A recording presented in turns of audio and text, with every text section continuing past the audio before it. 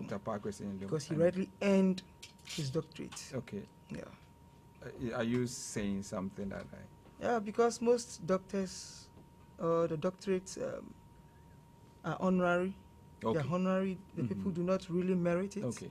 They're just conferred on people by institutions which do not have the mandate of conference.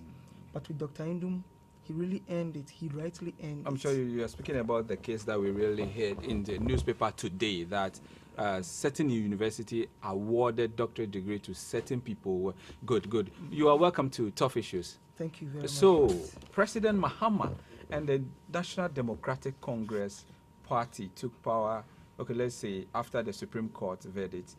Even though they were in office, after the Supreme Court verdict, they were formally launched into office. And has he failed, according to what we are hearing? Does PPP think he failed? Thank you very much, Bright. First and foremost, let me say a hearty good evening to Dr. Pakwesin Ndum, Okay. and Mama Yvonne, and then the entire PPP fraternity, Okay. and your numerous viewers across the world. Yeah, if you ask of our view pertaining to whether President Mahama has failed, Okay. I will say from the 7th of January 2013 till now, as we speak, I don't know of tomorrow, but till now, yes, he's failed. He's failed? He's failed drastically, woefully, brutally, bitterly. Drastically, woefully, bitterly, and... You know, he has really messed up the economy. He's failed. He has people that he's working with. He has economic management team. Yes, but he is the head of the team. Okay. Yeah. So he's failed. If you'd ask me if which facet of his governance system has failed, I could pinpoint where there is a little performance and where there is none performance at all. Okay. But so this is in generality, whether he's failed. Yeah. Okay. So, yeah, you mentioned he messed up the economy. So let's look at the economy, for instance. But this thing we are suffering now has been blamed on, say, the crunch from the our donors, or maybe the Western world that we depend on heavily. Yes, you see, when any country assumes a democratic status, you should first be thinking of entire independence, or independence in its entirety.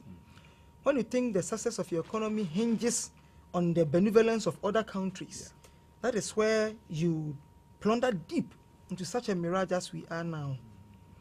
If you look at the economy within the last 6 years of the NDC administration, the CD has depreciated to the tune of 245.5%.